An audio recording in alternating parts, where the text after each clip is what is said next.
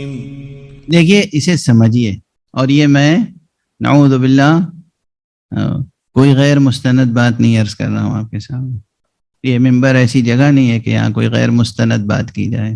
ہمارے بہت سے ذاکرین اور بہت سے شعراء بھی کسی نہ کسی صورت سے نوسیریوں کی تعریف کر دیتے ہیں، اور میں بھی اس سے خارج نہیں ہوں. کیوں؟ بہرحال وہ تعریف تو مولا علی کی کرتے ہیں نا، اس لیے مجبور ہو جاتا ہے دل ان کی تعریف کرنے پر. لیکن نوسیری ہیں مشرک اور باطل. اور اب میں آپ سے یہ عرض کروں کہ بہتر یہی ہے کہ اشارے و کنایے سے بھی ان کی تعریف نہ کی جائے. کیوں؟ میں تقریباً 1 سال دمشق میں رہا ہوں، شام میں، اور وہ بھی جو سیدہ زینب میں حوضہ علمیہ ہے وہاں نہیں تھا. میں تھا نصیریوں کے درمیان، چونکہ مجھے جستجو تھی کہ مجھے دریافت کرنا ہے ان کی حقیقت کیا ہے. تو دمشق یونیورسٹی میں جو پروفیسر تھے، اس وقت ایک دھن تھی کہ میں دمشق یونیورسٹی سے پی ایچ ڈی کروں، اور یہ سب مسئلہ تھا. تو وہاں جو میرے گائیڈ تھے، میرے پروفیسر تھے، ان کا نام تھا پروفیسر ڈاکٹر حکمت لمیہ. میں اکثر ان کی خدمت میں، اور میرے پڑوس میں بھی ادھر ادھر دونوں طرف چاروں طرف سب نوسیری حضرات تھے، سب نوسیری. چونکہ میں سیدہ زینب میں نہیں رہتا تھا، میرا قیام دمشق میں تھا، مزہ میں، اور تقریباً دمشق یونیورسٹی کے قریب. روزانہ زیارت کے لیے حاضری دیتا تھا بی بی کے ہاں، اور وہاں آ جاتا تھا کیونکہ ریسرچ کا مطالعے کا کام تھا. تو میں یہ دیکھتا تھا کہ جب میں کلاس میں جاتا ہوں تو یہ پروفیسر حکمت لمیہ صاحب میری بہت عزت کرتے ہیں، میں اسٹوڈنٹ ہوں، اور یہ جو ہیں پروفیسر ہیں، ہیڈ آف دی ڈپارٹمنٹ ہے. میرے ساتھ اور لوگ بھی ہوتے تھے، ان کی طرف وہ زیادہ توجہ نہیں کرتے تھے. تو پہلے میرا خیال یہ ہوا کہ چونکہ یہ لوکل اسٹوڈنٹس ہیں یہیں کے، میں فارینر ہوں، اس لیے میری عزت و تکریم زیادہ ہے. لیکن ایک دن مجھ سے رہا نہیں گیا. ہوا یہ کہ میں تنہا تھا اس دن، بس پروفیسر تھے اور میں، اور اس کے بعد جو اور ساتھی تھے نہیں آئے. تو میں نے ان سے کہا آپ مجھ پر بہت مہربان ہیں، میں اس کے لیے آپ کا خاص طور پر بہت شکر گزار ہوں. تو مسکرائے، کہا معلوم ہے کہ آپ کا میں کیوں زیادہ احترام کرتا ہوں. میں نے کہا کیوں؟ کہا اس لیے کہ آپ شیعہ ہیں. میں نے کہا بہت شکریہ، کہ آپ بھی شیعہ؟ کہا نہیں، میں تو شیعہ نہیں ہوں، میں نصیری ہوں، میں علوی ہوں. اب مجھے تو جیسے وہ پونجی مل گئی جس کی تلاش تھی. میں تو جستجو میں تھا کہ کوئی براہ راست ملے جو کہے کہ میں نصیری ہوں، شیعہ نہیں ہوں. سمجھ رہے ہیں آپ؟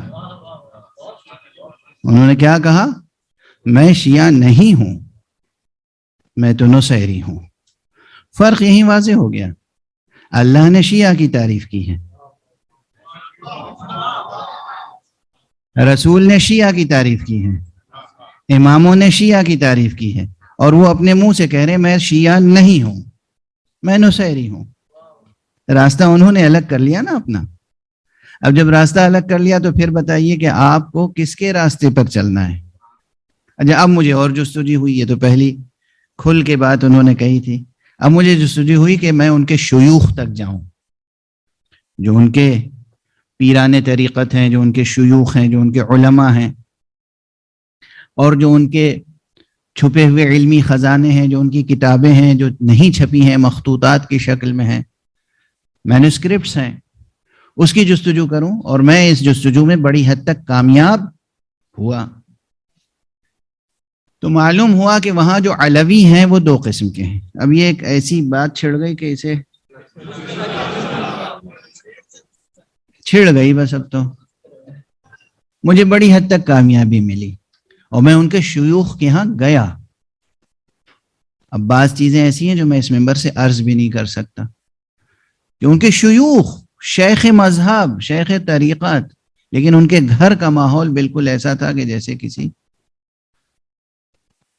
یورپ کے آزاد خیال گھرانے کا ماحول ہو. مثلا پردے کے معاملے میں یا اور مسائل میں، اور انہیں فخر تھا کہ وہ علوی ہیں، نصیری ہیں. اور جب مطالعہ بڑھا تو معلوم ہوا کہ یہ تقدیس، دیکھیے جو مشرکین کا انداز ہے، بت پرستوں کا انداز ہے کہ وہ مثلا رام کی بھی پوجا کرتے ہیں، لیکن ایک علاقہ ایسا ہے جہاں راون کی بھی پوجا ہوتی ہے، جہاں شیو کی بھی پوجا ہوتی ہے، اور معلوم ہوا کہ وہ کالی دیوی کی بھی پوجا ہوتی ہے. تو یہ متضاد باتیں. بالکل اسی طرح وہاں میں نے دیکھا کہ یہ عبد الرحمن ابن ملجم جو قاتل ہے امام کا، جس پہ ہم لعن کرتے ہیں، اس کو بہت مقدس سمجھتے ہیں. تقدیس یعنی گویا اس کی پوجا. میں نے کہا یہ کیا معاملہ ہے؟ اور فرمانے دیکھیے جب شیطان بہکاتا ہے تو کس طرح بہکاتا ہے، کفر و شرک جب داخل ہوتا ہے تو کس طرح داخل ہوتا ہے. بالکل ایسے ہی جیسے ہمارے یہاں جو لوگ نصیری تو نہیں ہیں، نصیری پن آ گیا ہے ان میں، تو وہ کیا کرتے ہیں، ہم مسجد میں نہیں جائیں گے. کیوں صاحب؟ مسجد تو مقتل ہے مولا کا. دیکھا منطق؟ یہ بالکل ویسی ہی منطق ہے. مسجد تو مقتل ہے حضرت علی کی، تو ہم کیوں جائیں گے مقتل میں؟ مسجد مسجد ہے. اور ہمارے یہاں مسجد کی اپنی حرمت ہے، مسجد کی اپنی فضیلت ہے، مسجد میں جا کے نمازیں پڑھنے اور عبادت کرنے اور تلاوت کرنے کا ثواب ہے. مسجد میں اللہ کے رسول نے، مولا علی نے بلایا ہے، کہا کہ مسجد کو آباد رکھو. مسجد کی تعمیر یعنی مسجد کی آبادی. مسجد کو آباد رکھو، اپنے سجدوں سے مسجد کو آباد رکھو، اپنی عبادتوں سے مسجد کو آباد رکھو. مسجد کو وہی آباد رکھتے ہیں جو اہل تقویٰ ہوتے ہیں.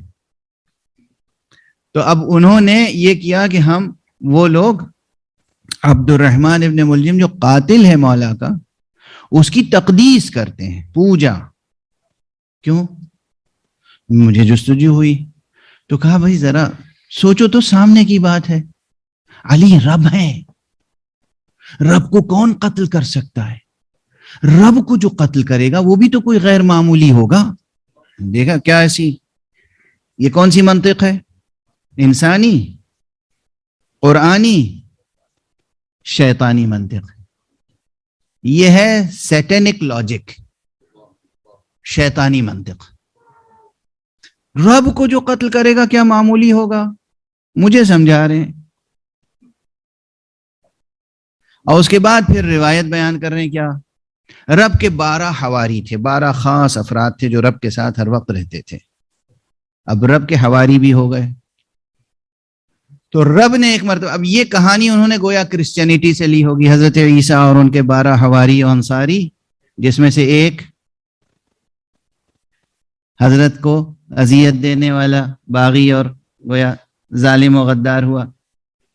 تو انہوں نے کہا کہ وہ رب کے جو 12 حواری تھے خاص، ان کے سامنے رب نے کہا کہ دیکھو مجھے قتل ہونا ہے، یہ کام تو ہو کے رہے گا، میری خاطر سے تم میں سے کون ہے جو قیامت تک کے لیے لعنت کا طوق اپنے گردن میں قبول کرے؟ سیٹینک لاجک ہے، معمولی تو نہیں ہے. مجھے قتل ہونا ہے، مجھے شہید ہونا ہے، اس کی حکمتیں الگ ہیں. تم میں سے، تم 12 میرے حواریوں میں سے کون ہے جو میری خاطر سے اپنے گلے میں گردن کا طوق قبول کرے؟ تو جناب والا بالآخر عبد الرحمن ابن ملجم نے کہا کہ اگر رب آپ کی یہی خواہش ہے تو میں اپنے گلے میں لعنت کا طوق قبول کر لیتا ہوں. تو گویا اس نے قتل کر کے ایک عظیم خدمت کی رب کی، اور خود غیر معمولی ثابت ہوا، اس لیے اس کی تقدیس ضروری ہے. آپ میں سے کوئی ایسا ہے با ضمیر، با قلب، با معرفت، با ایمان، با شعور جو اس منطق کو قبول کرے؟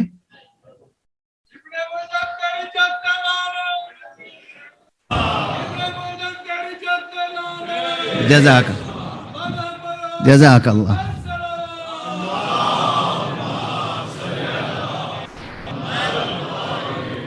اللہ. تو میں دست ادب جوڑ کے، یہ میری ریسرچ یوں ہی نہیں ہے، یہ آپ جائیں، کوئی بھی جائے آزادانہ طور پہ، کوئی جوان، کوئی بچہ، کوئی بوڑھا، کوئی ریسرچر، کوئی اسکالر جائے